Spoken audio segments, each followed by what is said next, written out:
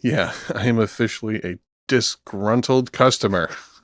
Could you feel your milk expiring as you sat? Well, it sucked too because I was like, Eloise, I'm just gonna run a quick errand and we can like get some food while I'm out. And she's like, all right, cool, I'll come with you. And then she had to stand at Home Depot for an hour with me. Should have gotten her first job. Yeah.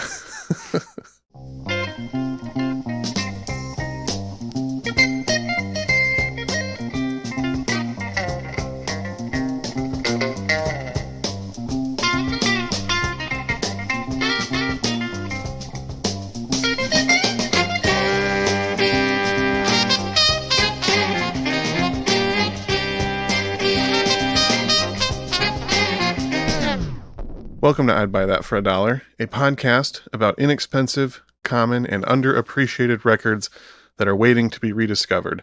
I'm your co-host, Sean Hartman, and I am a string man for the county. Is that? Wow. That's an impressive title to have. Thank you. It just kind of came to me. I was listening to some shuffled playlist on Spotify earlier, and Glenn Campbell's classic Wichita Lineman came on. And then I was listening to this record we're talking about tonight, and the song String Man came on. I was like, hey, I bet there's something there. Whoa, whoa, whoa. You're getting really far ahead of us, Slow the train down. string man. Well, I am Jeremy Ruggles, the people's champion. The people have been calling for this record for months, nay, years. And I am finally bringing the people what they want against these free jazz fascists and folk mongers. A true man of the people. Well, once again, trying to get right in the record, but I gotta say who I am first. No, it's fine. Go ahead, folk monger. I am Peter Cook, and I am a stop motion animator for Rankin Bass Animated Entertainment. My goodness, with all this foreshadowing, there's just no way we could know what record is about to be talked about unless Jeremy tells the people. The people have spoken, and I have brought Kenny Rankin like a seed. And this will not be a violent revolution. This will be peaceful. Like this first track I will play, Peaceful. Side A, track 3.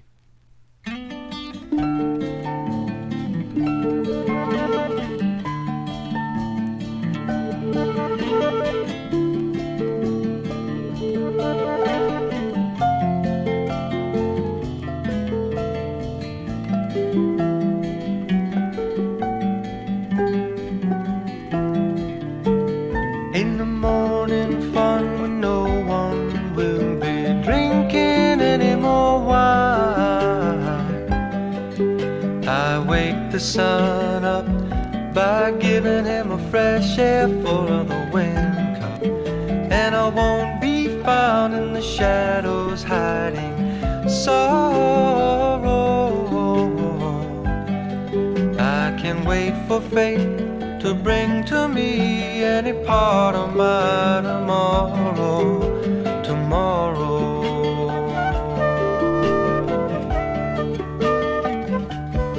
'Cause it's all so peaceful here.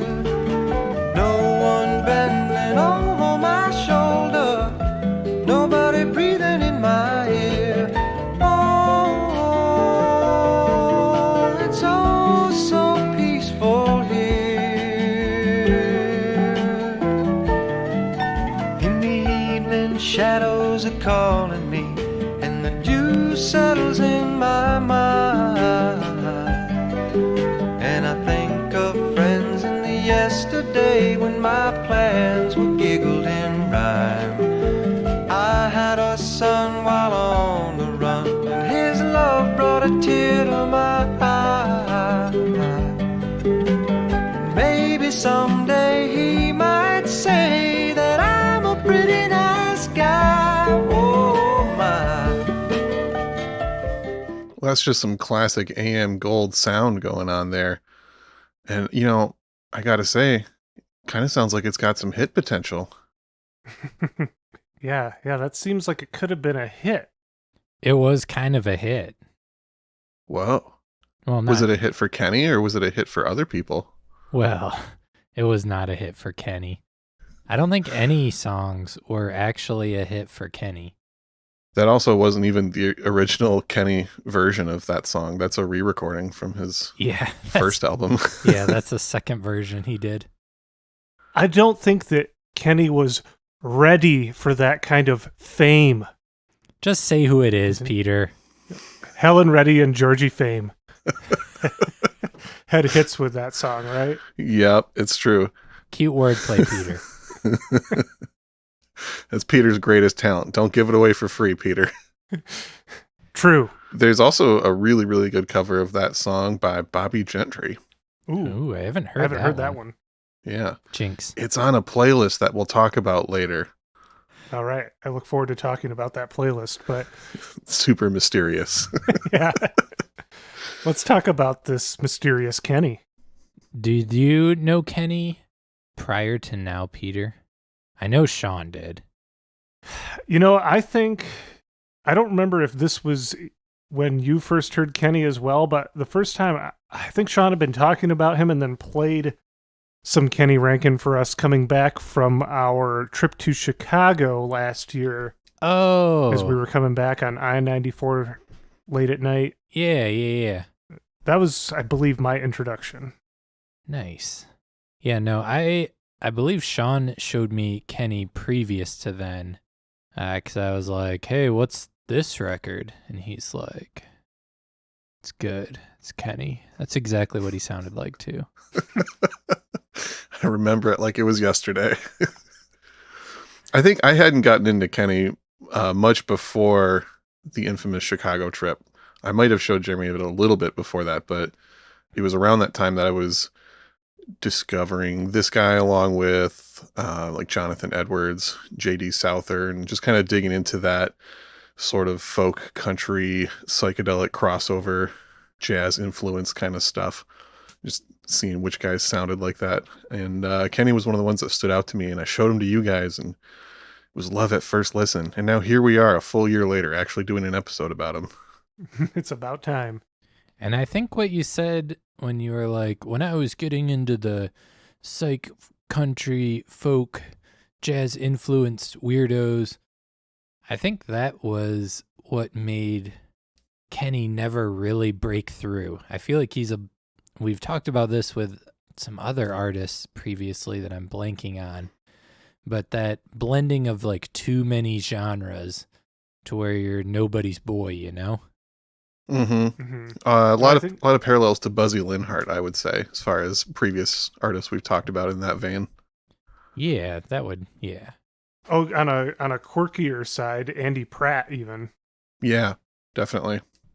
Yeah, there's clear jazz influence, but it's not jazzy enough for real jazz heads. And then there's clear like pop and folk influence, but it's like too jazzy for pop and too like, I don't know. It's like not, there's no political or it's not especially deep music, I would say. So the folkies are not going to go for it. It's just in that middle ground. But it's a very soothing middle ground. It's a beautiful middle ground. I get very chill vibes from this middle ground. Yeah, definitely. This is it's the kind of music that makes you actually feel good to listen to it. Kenny always just comes off as a very genuine person when I listen to his records. He seems like someone that really loves what he's doing and cares about the music. Kind of a true believer, if you will. But yeah, good vibes with every Kenny record. Honestly, dare I say, it kind of makes me feel like I wish James Taylor made me feel. Yeah, James Taylor minus a lot of the weird creeper vibes. Yeah, like there's things I like about James Taylor's music, but then there's some things that just turn me off. Not even going into, yeah, like some of that stuff. Well, you guys want to hear a little about the man himself? I would love to know as much as possible about the man himself. The true people's champion, Kenny Rankin. Born February 10th, 1940. He grew up in the Washington Heights neighborhood in New York City, which he cited as influencing him in that it was sort of a melting pot of various Latin cultures that laid some influence into his sound that you can hear. And then as he got older, he started hanging out at Greenwich Village. He said he was strongly influenced by Laura Nyro. Have you guys heard Laura Nyro? Yeah, I'm down with the Stone Soul Picnic. That's actually also one of the first artists I think. That's one of the first artists I think of when I hear this as well.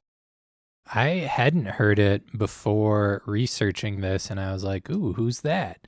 And she's extremely good. I have no idea if her music's dollar bin or not, but... Oh, it's Mhm. almost all Oh, yeah. dollar bin. Yeah. Extremely easy to find, and Oh, wow. really, really good. Yeah, I was kind of blown away, so as we are always doing, watch out for a future episode there. She was mentioned on our first episode because I think she was roommates with Jimmy Spheris. I At one can't point- possibly remember back to our first episode. This is episode like 82. Give me a break. Well, I hosted that episode, and that sounds vaguely familiar, so we'll go with it. I know I've used her on a couple of playlists before as well. She's definitely like I said, a strong bargain bin artist with a lot of similarities to more popular artists at this point. Yeah, so those helped inform his style, and getting into the music industry was annoyingly easy, it sounded like. He was bugging his mom about taking voice lessons, and he went and did an audition to be with his teacher, and the next week, this teacher took him to meet Bobby Bromer at MCA Records. And then the following week, they offered him a record deal at Decca Records. Yeah, I had read that. That's so absurd. He was just the definition of a natural talent. I've heard him reference things like that a few times, where just music has always come extremely easily to him and has always just been a very natural thing for him to accomplish. And he's taken the good times and the bad. He's had like really, really amazing opportunities like that happen, and he's been left out to dry, and he just kept on going no matter what. True. Well, this is sort of foreshadowing, but he kept making albums up until he died. He was in the stages of planning another album when he passed away in 2009. Yeah, and his later stuff is honestly really good.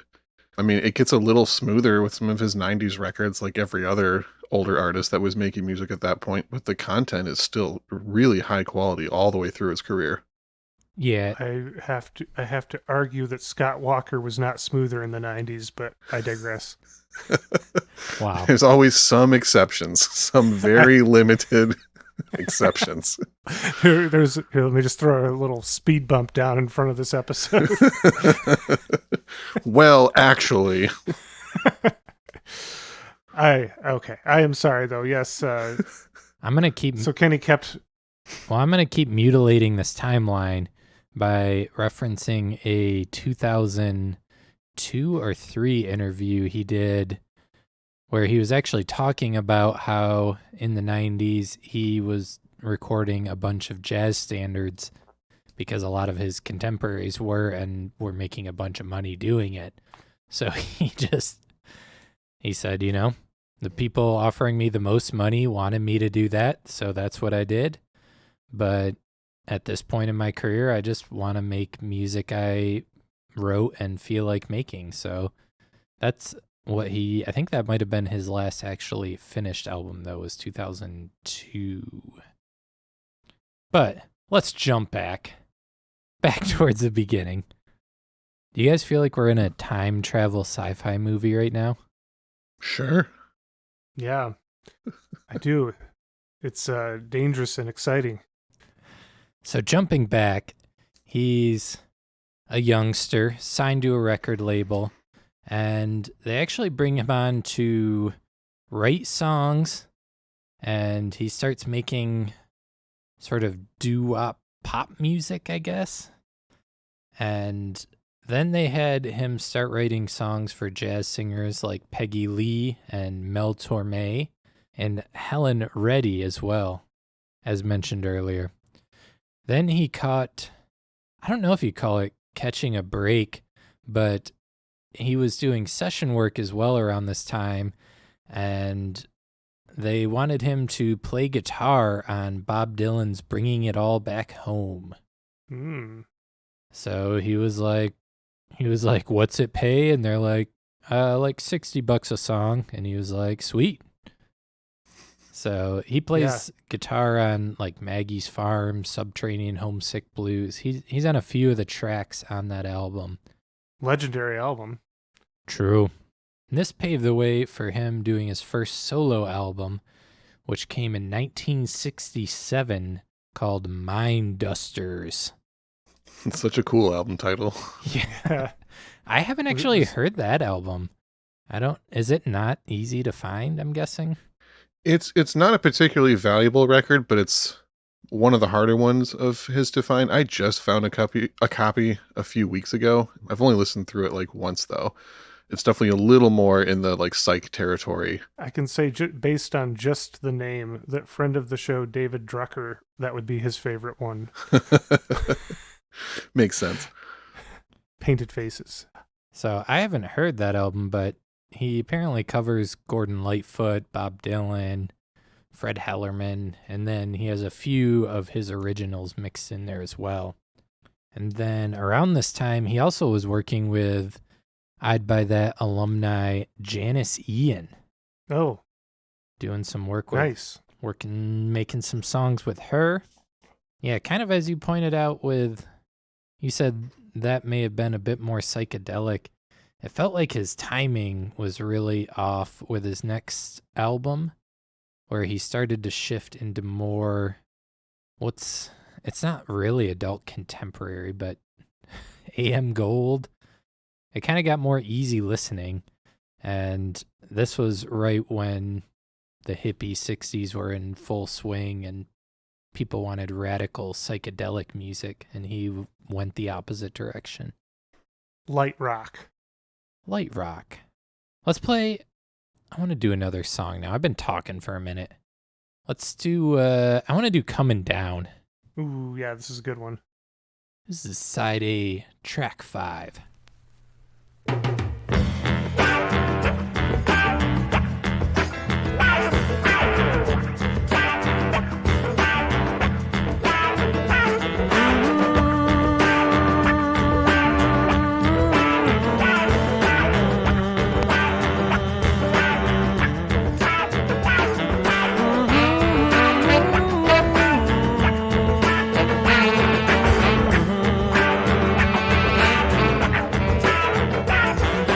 Walking through the city streets at most any hour,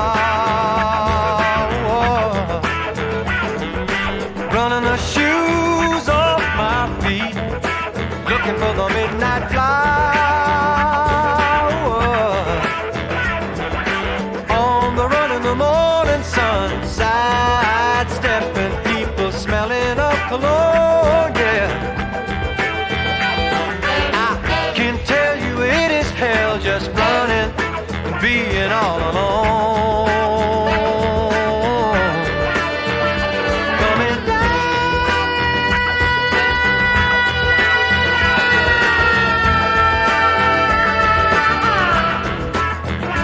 coming down.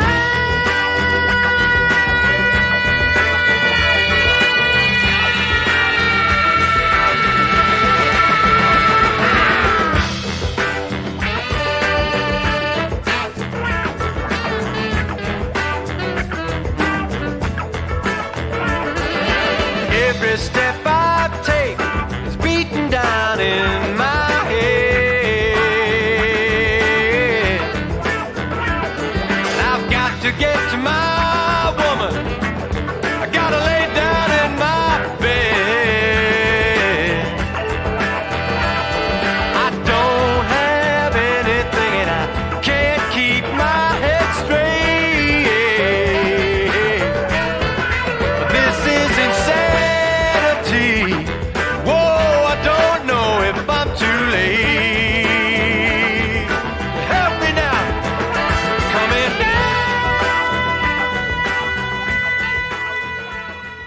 That song right there perfectly reflects the album cover for me, which, if you haven't seen it, features a small plant growing up through a crack in the asphalt. That's exactly what that song sounds like to me. Like Kenny just trying to get some life, have some life in this hell paved landscape of a world. Yeah, that makes a lot of sense to me. I've kind of always thought that the album cover did a really good job of representing the mood of this record and the contrast within it because, there's the softer songs that he's more famous for, and then these occasional kind of not necessarily heavier, but definitely more rockin' than a lot of his stuff. And the other thing I always kind of really liked about those songs too is that he still makes them sound just as effortless as he does the more intimate folk-based material. For sure. There's also more to that metaphor in the cover. I don't know if you guys know about. Maybe. I have a guess. Yeah, so this is his third album, Like a Seed, and he wrote this album after coming out of rehab for an addiction to speed.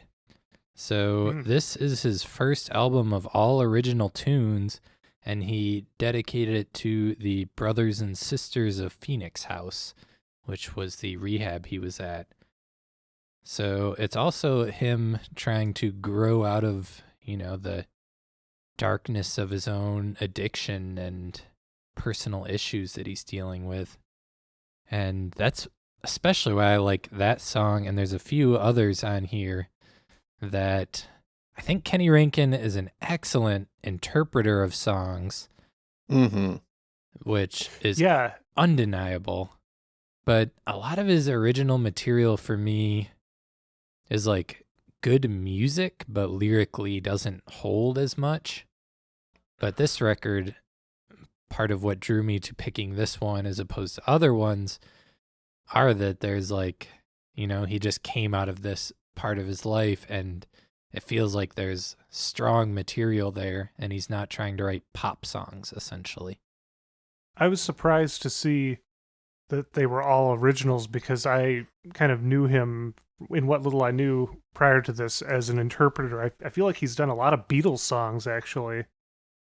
Oh, yeah. He was invited by Mr., or I guess Sir Paul McCartney to introduce Paul and John Lennon when they were inducted into the Songwriters Hall of Fame. They brought him there to, be the person who inducted them and then also sang a song. So, and that's because Sir Paul was so impressed with his version of Blackbird. Okay. And that's the song he performed at the ceremony was Blackbird. And I believe that was one of his most requested songs at concerts as well. It was a pretty famous rendition for him. Yeah. If they're calling Kenny instead of John Denver for that song, Kenny's version is good.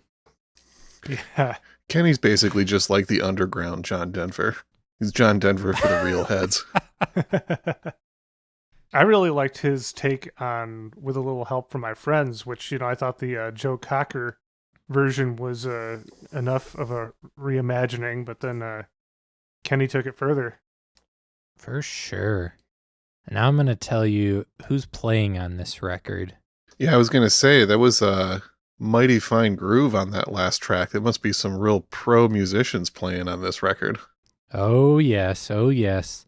Though I was kind of shocked. I didn't realize it was these insane heavy hitters when I've been listening to this album for a while because, as you've said, it's like effortless sounding music. But these are some big names on here. Got Jim Horn on the sax and flute. He was part of the Wrecking Crew, played with our dude John Denver, the mainstream Kenny Rankin, I guess. He played with Rolling Stones. He played, he was in the Wrecking Crew. He played with everybody. As was Lee Sklar on the bass. who played with James Taylor, Carole King, Phil Collins. Got Larry Knechtel from the Wrecking Crew on keyboards. Oh, yeah. Who was also in the band Bread, and who also played on the Hamilton Joe Franken Reynolds record. Whoa. Yeah. Yeah. He was also the bassist on the first Doors album. Yeah. Yep. And he's on Billy Joel records too. Simon and Garfunkel, Bridge Over Troubled Water. That's him on piano. Yeah.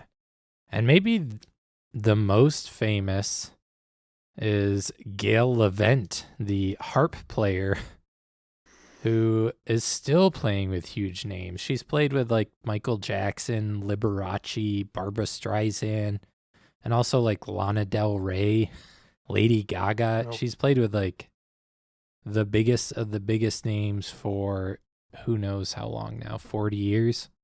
She was also on Van Dyke Park's Song Cycle in 67. Oh, yeah, I Damn. saw that. Wow. I fully did not understand this credit, but somebody named Mel Tax is credited with the sweet potato. I saw that. And I could not find anything explaining what that is, though I did see he's also credited on Kenny Rankin's 1994 album for playing the sweet potato. Really giving the fans what they want. It's true fan service. Yeah. I only like the Kenny Rankin albums when he's got that sweet potato on it. Yeah, I did a lot of searching around on the internet trying to figure out what that was and could not find anything. So if any listeners out there are good at internet sleuthing and can make some sense of that, otherwise, I think it's just one of those inside jokes, maybe. Could be. Now I want to know. If you do know, email us at idbuythatpodcast@gmail.com if you know about the sweet potato on Kenny Rankin albums. And you said you recognize a few names on here too, Sean, right?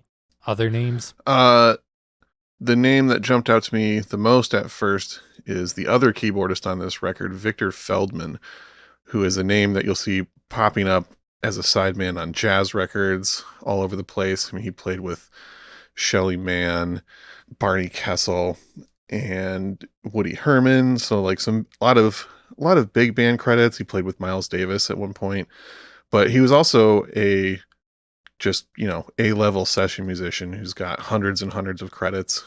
Some of the most famous work, he's on basically every Steely Dan record.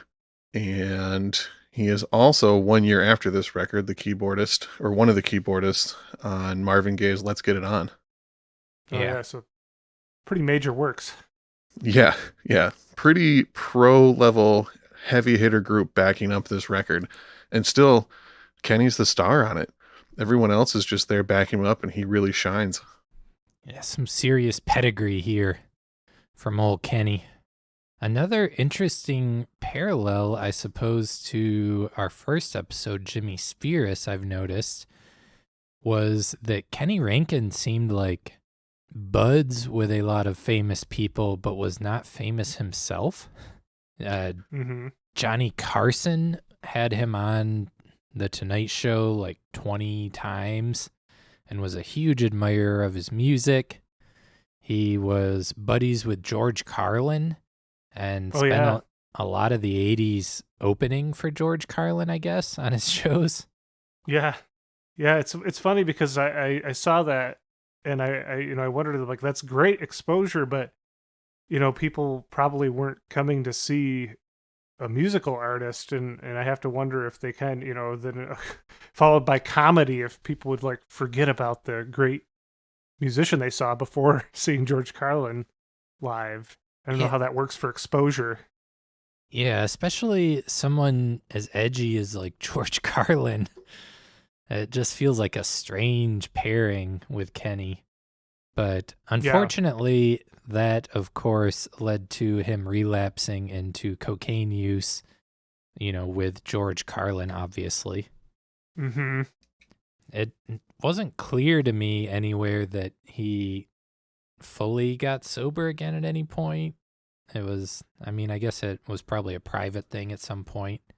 as to whether or not that's the case, but he also sang at Carlin's memorial service in 2008. Yeah, I guess he would have Kenny would have passed away the following year. Yeah. Yeah, so they were obviously pretty close then. Yeah. And he was also apparently friends with Paul McCartney. So a lot of big name people he was rubbing elbows with, but it never really happened for him. His biggest record was the Kenny Rankin album, which hit number 99 on the Billboard charts. And that was the album he recorded with Don Costa and a 60-piece orchestra. Whom, do you guys remember when we mentioned Don before? I don't. I don't either.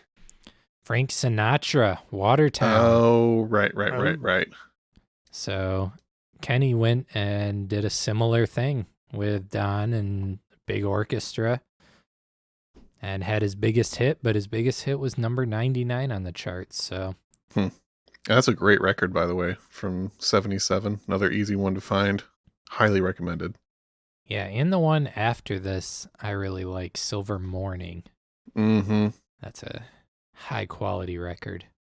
Let's jam another track. Let's do that. I'm ready. Let's do String Man, since that's Sean referenced it in his title there at the beginning. People have been waiting ever since the intro. Precursor to Spoon Man by Soundgarden. Oh, yeah. The secret inspiration. Side A, track 6, String Man.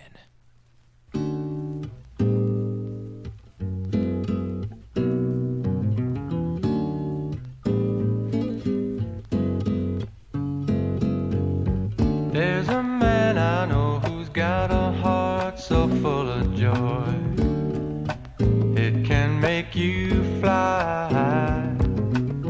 There's a man I know who's got a soul so full of pain it can make you cry. He is a string man, yes he is, and he talks to you with his music. He makes love with his music. String man, string man, string man, string man. There's a man I know who always runs the fastest mile, but he never wins. And if you ask him of the secret that he's got inside, he just grins. He is a string man, yes he is, and he talks to you with his music. He makes love with his music. Then like a moment that has touched you as it passes by, he is gone, aching for what he's left behind. He's gone, nowhere to run, and he's got no place to hide. He showed me sitting out in the country. Oh, that voice is just pure creamy goodness. It sure is. And you can't help but focus on how good the vocals are there. But when you listen to the backing track, it's basically a soul jazz song disguised as pop music in a way.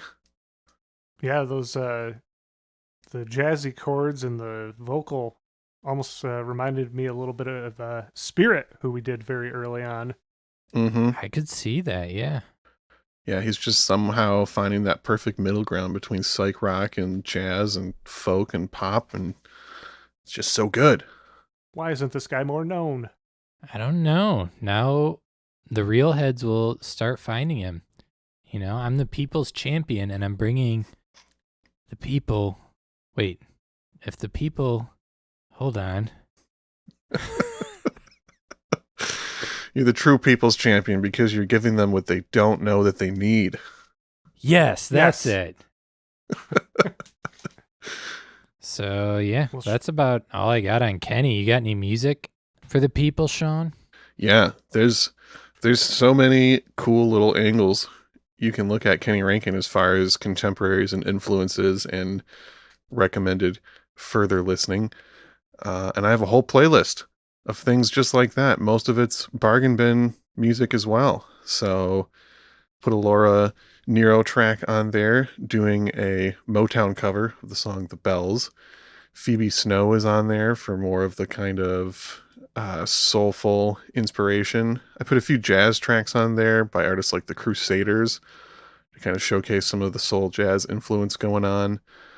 And then a little bit weirder, folky influence stuff. Tim Buckley is on there. Thought that was an interesting comparison. Minnie Riperton, who we've talked about before. Joni Mitchell, who we've referenced on the show plenty of times. Another guy who I think has actually a really similar vocal style, especially when you listen to Kenny's more smoothed out jazz influence stuff. Michael Franks, I think, is a really good similar artist for people to dig into. Bobby Gentry's version of Kenny's song Peaceful is on there. Jimmy Spheris, who we've mentioned, Mel Torme, The Carpenters, Harry Belafonte, Peggy Lee, and so much more. You can find the playlist on Spotify, all 2 hours of it. Just search I'd Buy That Podcast, all one word, to find this and every other Season 2 playlist. I feel a 2-hour bubble bath coming on now. Ooh, perfect. Ooh, that sounds like the ideal way to consume that playlist. You out there, listener, if you like what you're hearing and want more, you can always head over to patreon.com/I'd Buy That Podcast and pledge to support us and receive more content in return. So check that out if you're interested. We just had another sign up. Thank you, Wes. Solid. We really appreciate all the support from our Patreon followers. And if you're interested in becoming one, once again, patreon.com/I'd Buy That Podcast. What else we got? What do we want to do before we get out of here? I don't have anything else. No closing thoughts? I have one closing thought. I feel like any day that I've gone on like a serious multiple hours of digging at like multiple stores, any day I've done that, I have found a Kenny Rankin record. This is like definitely one of the easiest bargain bin artists to find that we have talked about on this show. And as I've said before, there is no bad Kenny Rankin record. So if you enjoyed any element of stuff you've heard today, get ready. They're all out there. They're all cheap. They're all good. Yeah, for some reason, I was under the impression that he had more country sounds than I am hearing on this record. Is some of his stuff lean in that direction a little bit more? There's some elements of it here and there. Oftentimes more folk influence than country, I would say, even though they're very similar. And then later on it's more jazz influenced, especially like the kind of Quiet Storm pop jazz stuff. True. And my last thing I guess I would just like to reiterate is, as nothing we played here was a cover, but that is definitely, if not his strongest point, one of his strongest points is his interpretation of classic songs. So go and check that out too. I'm sure there's some of that on the playlist, I'm guessing, right, Sean? Yeah, there is. And so like you mentioned, his last studio record was in 2002. But in 2015, he put out a live album called The Bottom Line Archive. And it's a really good live record with a lot of good examples of his interpretation of other people's songs. That's one I would recommend for people to dig into. I believe in the power of Kenny, Sean, but I really don't believe he put that out. Seeing as how he was dead? Yeah. Well, okay. I'm looking at the details here. Spotify has 2015 as the date on it, but it was recorded in 1990. I think it was actually released in 2015, unless the date's just entirely incorrect in here. But it still stands that it is a good live record with good Kenny songs on it. So, I'm pretty sure that things can be released posthumously. yes. True. Well, Jeremy, what have you decided to leave us with this I time? want to leave the people with Bad Times Make You Strong, because I like this song. And I think that's a great message. Yeah, something to keep in mind as we sally forth here. Well, thank you so much for listening to yet another fine episode of I'd Buy That for $1. I am Peter Cook. I'm Sean Hartman. And I'm Peter Hartman. No, I'm Jeremy Ruggles. Oh, you.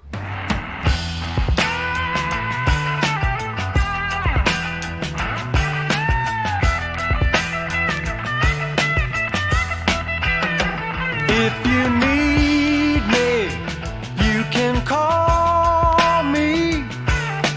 There is no reason to hide away. You talk of the trouble all around you. Don't let them kick you aside.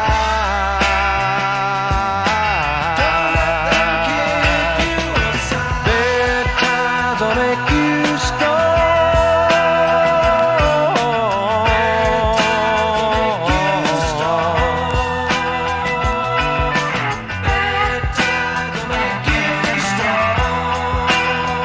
There are children, I have seen them, and they're not dancing, they are